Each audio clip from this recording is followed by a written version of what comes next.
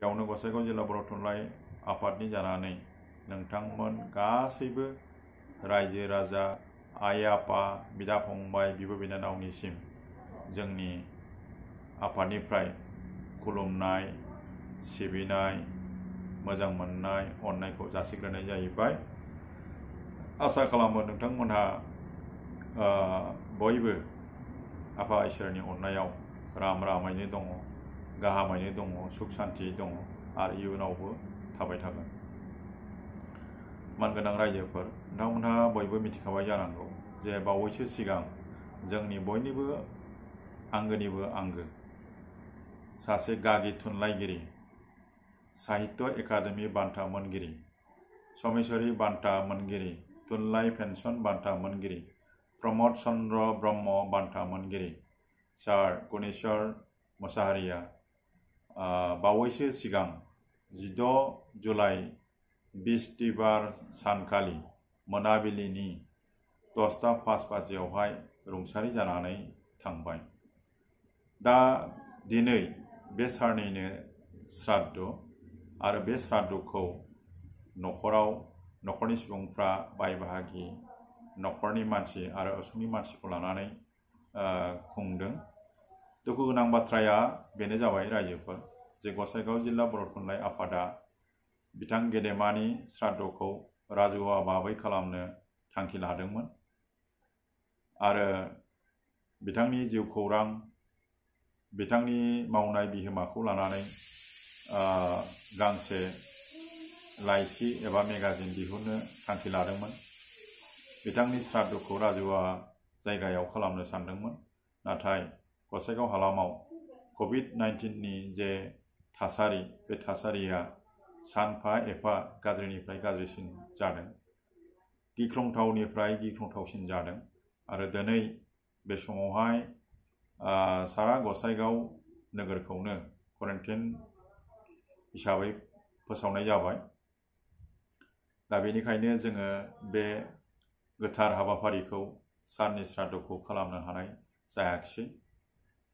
बेनि थाखाय जोङो न'खरनिसिम, बिथांनि बे सारनि अनजालि बिसिनिसिम, न'खरनि फिसा फिसौनिसिम, बाय बाहागिनिसिम आरो रायजो राजाफोरनिसिम जों गसाइगाव जिल्ला हिसाबै निमाहा बिनाय जाहैबाय।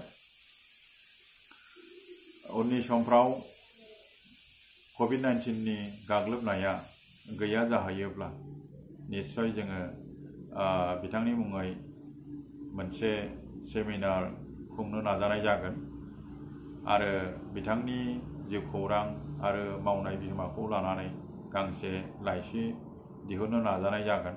बेखौ जोङो दिनै ससियेल मिडियानि बे बिजोंनि गेजेरजों जोङो नोंथांमोननि सेरावहाय खोथा होबाय। नोंथांमोनहाबो जोंखौ हेफाजाब होनांगोन।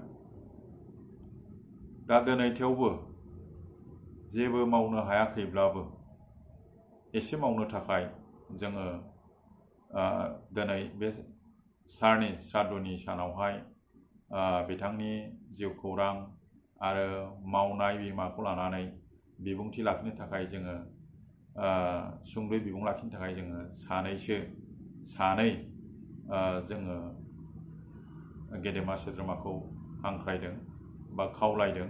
बिथांमोनहा बे सारनि जिउ खौरां आरो बिहोमानि सायाव बिबुंथि लाखिगोन सुंद'यैनो। आरो बेनि अनगायैबो जोंहा साथामसो खन्थाइगिरिफोर दङ। बिथांमोनहाबो बे सारनि जिउ खौरां आरो एबा सारखौ लोब्बा लाखिनानै खन्थाइ सुजुदों। बिथांमोनहाबो खन्थाइ आवरायगोन। दा बिबुंथिगिरि हिसाबै जोंहा दङ जोंनि गसाइगाव BED कलेजनि गोरायुं अर्थात प्रिन्सिपाल डक्टर अजित बर' आरो दंबावो जोंहा सासे मानगोनां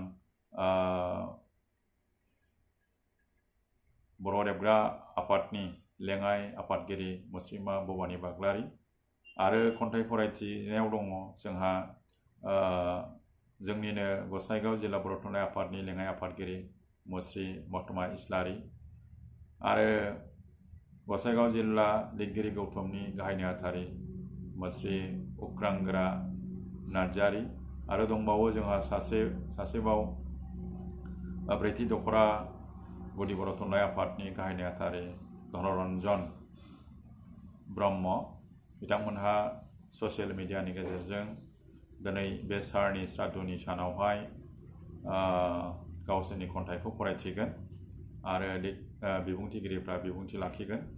जों आसा खालामदों नोंथांमोनहा बयबो जोंनि बे ससियेल मिडियायाव फोसावनाय हाबाफारिखौ नायगोन आरो गाव गावनि लोगोफोरनो गुवारै शेयार खालामगोन। बेखौनो जों हास्थायबाय। बे हाबाखौ मावब्लानो जोंखौ हेफाजाब होनाय जागोन। दा एसेनोसै रायजोफोर, नोंथांमोना बयबो गाहामै थादो। COVID-19 निफ्राय बारग'नो थाखाय जा राहा लानांगौ, जेरैबायदि थानांगौ बेबायदि थादो। बोथोरा गाज्रिनिफ्राय गाज्रि जाबाय। COVID-19 नि गाग्लोबनाया जोंनि हालामावहाय बारानिफ्राय बारा जाबाय।